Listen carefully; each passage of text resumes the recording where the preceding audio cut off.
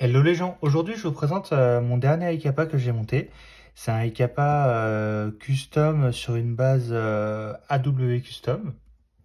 Il a une petite particularité, c'est sa culasse. Sa culasse, c'est tout simplement une des culasses les plus performantes du marché.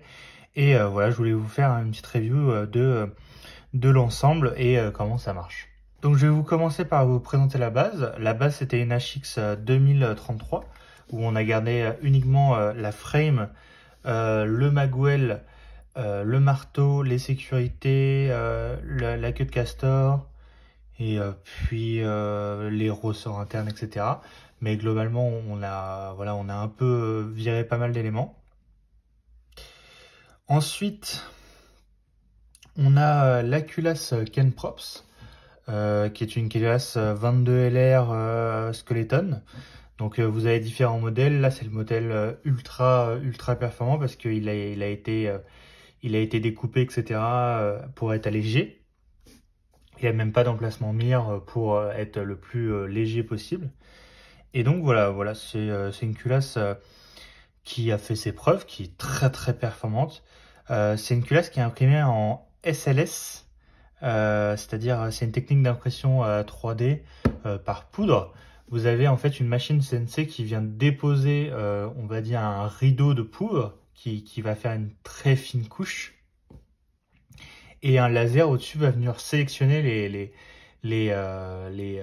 comment ça s'appelle, les grains, enfin les grains de poudre plastique avec un laser pour leur dire, voilà, tu t'assembles ce grain-là avec ce grain-là, etc. Et du coup, on a une précision d'impression 3D qui est vraiment exceptionnelle. On a un truc vraiment, on dirait une pièce moulée, hein. Il n'y a pas vraiment de différence. Au niveau de la précision, on est sur au niveau du micron, quoi. Donc, on n'a pas de couche d'impression, c'est pas comme une imprimante à fil 3D. Voilà, c'est complètement différent. Donc, avant de le démonter, je vais vous montrer un peu ses performances. Donc, c'est une culasse qui vous permet de avoir 10 RPS en semi. C'est énorme! 10 RPS en semi, c'est ce que peut atteindre une AEG, une bonne AEG préparée. Voilà, 10 RPS en semi avec une culasse qui recule, c'est vraiment impressionnant. Donc, je sais pas comment je vais me positionner. Voilà, là vous voyez bien le marteau armé, il n'y a pas de bille. Voilà. Donc là, tu vois, vous voyez, elle est pas short-stroquée, hein. On peut y aller niveau cadence, hein. C'est assez impressionnant. Donc si je m'amuse un peu plus... Ah merde.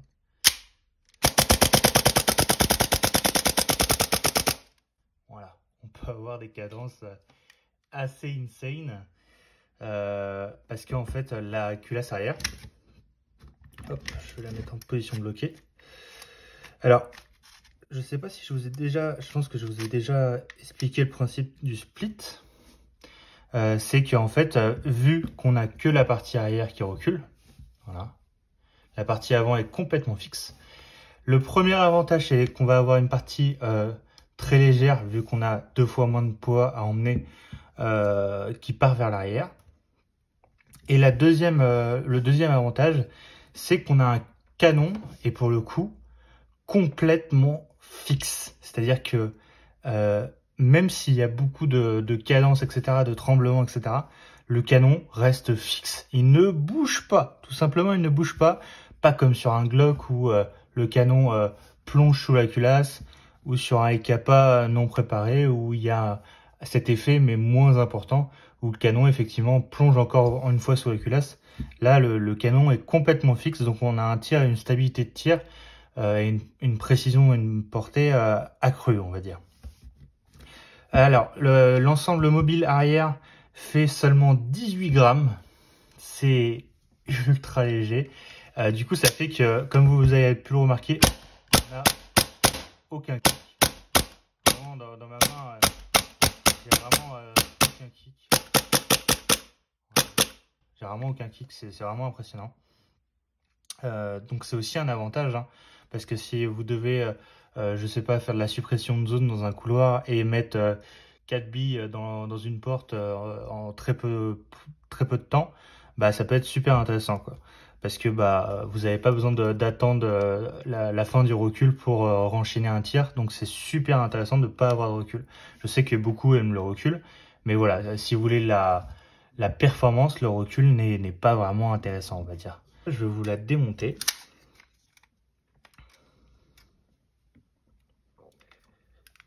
Hop, je vais peut-être retirer le chargeur avant. Ça marchera mieux.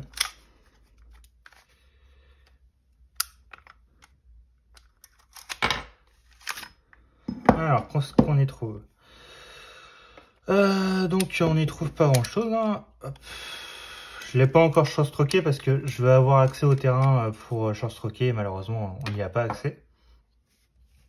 Pour voir jusqu'à combien je peux aller en short-stroke, etc. sans me faire chier. Donc, on a un ensemble canon block up. Alors, le canon, c'est un Posidon. Le block up Maple Leaf avec un key, une roue de réglage Maple Leaf et un joint Posidon. Ensuite, à l'avant, on a un traceur ACTEC, comme je vous l'ai dit, un RMR AliExpress. À l'arrière, on a un BBH Garder qui est lui aussi très léger, parce que ça sert à rien d'avoir une culasse ultra légère si c'est pour mettre un BBH Tokyo Maori qui fait 40 ou 50 grammes. Là, on est sur un BBH qui fait 12 grammes. Donc, c'est vraiment très léger. Ensuite, on a un nozzle Tokyo Maori qui marche très bien avec son ensemble piston. Parce que de toute façon, il est en HPA, donc il n'y a aucune raison de changer cette pièce. Voilà, cette pièce fonctionne très bien si vous le faites fonctionner en HPA. Si vous le faites fonctionner bien sûr au gaz, faudra peut-être un petit peu modifier ça, mettre à high speed gas breaker pour avoir de meilleures performances en hiver, mais moi clairement j'en ai pas besoin. Comme vous pouvez le voir, je sais pas si vous pouvez le voir par transparence, il y a un petit ressort de nozzle Coco. Et puis voilà, globalement, je vais vous passer la frame. Donc frame de 2033 HX de chez AW Custom. Donc comme vous voyez, les traîneaux étaient légèrement poncés. Poncé miroir, je vais juste vous l'enlever avec le doigt. Mais vraiment poncé miroir, voilà, pour que ça coulisse parfaitement bien. Hop. Et sinon, au niveau détente, c'est une détente Coco Rainbow avec les vis vendues chez JM 3D Making Rainbow qui sont aussi très jolies. J'ai décidé de mettre mon grip de chez JM 3D Making sur ce modèle-là. Je trouvais qu'il rendait vraiment fabuleusement bien. Je sais à chaque fois à la caméra, je le vois au montage, on voit absolument pas le pattern, on le voit un tout petit peu, mais à l'œil nu, en fait, vu que bah, une vidéo c'est de la 2D, en 3D avec deux yeux, on voit tout simplement plus le pattern. Enfin, on le voit quoi. Là, je pense à la vidéo, on voit que dalle. En fait, c'est un ensemble de petits points pour faire des grosses lignes et des gros points pour faire l'interne des cellules. En fait, c'est un Cryptek allongé à la forme, je ne sais pas si vous voyez la culasse Shield, bah, c'est exactement ça, ça reprend un peu ce design-là. Mais voilà, on ne le voit pas, c'est dommage à la caméra. La détente Rainbow a deux faces, c'est très marrant. Elle est très bleue d'un côté et plutôt or bleuté de l'autre côté. Donc voilà. Sinon, marteau, comme je vous le disais, c'est marteau d'origine qui marche très bien, qui a été préparé au niveau du ressort de marteau pour avoir une détente vraiment très légère et tactile. Donc j'ai un tout petit jeu. Hop, là j'arrive tout de suite au mur. Et le coup part. Et j'ai pas besoin de beaucoup de pression pour faire partir le coup. Là j'ai le mur. Voilà. Donc il a été préparé pour être un peu léger. Et aussi c'est très important de ne pas mettre beaucoup de force de ressort dans cette partie-là. Alors c'est très important de ne pas mettre beaucoup de force de ressort. Pourquoi? Parce que quand vous allez faire... Hop, un peu plus compliqué comme ça. Voilà. Quand vous allez faire partir votre culasse, finalement, en fait, la première contrainte qu'on va avoir, je vais le remettre en place, la première contrainte qu'on va avoir, c'est d'abaisser le marteau. Et je sais pas si vous voyez, il y a quand même pas mal de contraintes, hein. Même si le ressort a été préparé, il y a quand même pas mal de contraintes. Mais voilà, une culasse légère, ça sert à rien si vous lui mettez une contrainte marteau énorme. Et tout simplement, une culasse trop légère, comme celle-ci, si vous lui mettez un marteau trop puissant, elle ne pourra pas l'abaisser, elle n'aura pas assez d'inertie pour l'abaisser. Mais voilà, ça compte aussi, votre ressort de marteau, ça compte aussi dans la rapidité de votre cycle de culasse. Donc si vous trouvez que votre culasse ne va pas assez vite, qu'elle ne répond pas assez instant à votre doigt, bah peut-être changer le ressort de marteau. En fait, il faut le faire fonctionner tout simplement pour qu'il fonctionne bien, qu'il tape bien la valve, que vous ayez une puissance correcte, mais au minimum, tout simplement, de ses performances pour qu'il n'ait pas trop de contraintes et qu'il laisse partir tout simplement la culasse le plus librement possible et que voilà, que ça se fasse naturellement. Alors, juste pour vous prévenir, la Ken Props, elle arrive dans cette couleur-là, un gris un peu... voilà, un gris un peu bizarre, blanc, gris, etc. Il faudra la peindre du coup, si vous n'avez pas pris le service de peinture. C'est une tâche que vous pouvez faire à l'aide d'un Posca. Alors je sais, ça fait peur. Moi je suis à la première couche, je vais passer la deuxième couche dans pas longtemps. Mais c'est une matière qui absorbe vraiment bien la peinture. Et voilà, ça fait vraiment une fine couche de peinture. Contrairement à une peinture, on va dire en spray, etc., qui alourdira forcément votre culasse. Vous avez passé de 18 grammes à genre 22 grammes, parce que vous lui avez ajouté 4 grammes de peinture, on va dire inutile. Mais voilà, essayez de faire une peinture la plus fine possible pour pas rajouter de matière dessus. Moi, je l'ai pesé, au tout début, elle pesait 18 grammes, à la fin de ma peinture, elle pesait 19. Donc voilà, j'ai ajouté un petit gramme. Je pense avec une peinture un peu plus épaisse, ça aurait été beaucoup plus important. Donc voilà, fin de la vidéo, j'espère qu'elle vous aura plu. J'espère que vous en aurez appris assez. Sachez que la culasse Ken Props, pour moi, va bientôt être vendue. Je vais la remplacer par son équivalent français.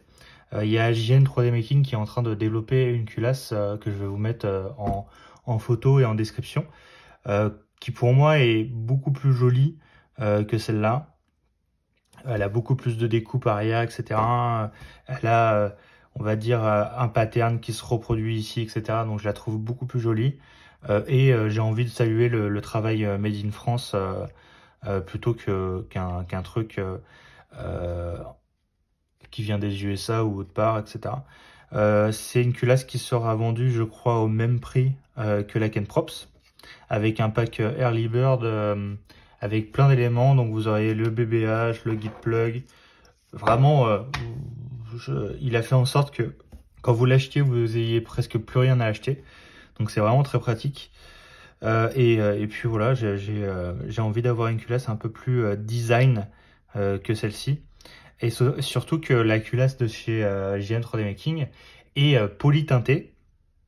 C'est-à-dire que la culasse sort en blanche et elle est trempée dans un bain de teinture noire. Vous n'avez tout simplement pas à faire la peinture, donc ça franchement c'est mieux qu'un résultat de peinture, on va dire approximatif. Vous voyez que j'ai du gris un petit peu partout qui ressort. Bon, sur l'avant du Picatinny, j'ai fait un petit peu exprès parce que je trouvais ça joli. Mais voilà, il y a des recoins où j'ai pas réussi à les peindre au Posca. C'est un peu dommage. Par exemple ici, hop, ici j'ai pas réussi à les peindre. Et voilà. Donc fin de la vidéo, j'espère qu'elle vous aura plu.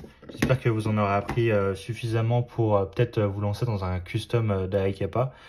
Si vous avez des questions ou si vous voulez faire votre custom d'Aikapa, je peux vous donner des conseils, il n'y a pas de souci. Et voilà. Tchuss, fin de la vidéo. Tchuss.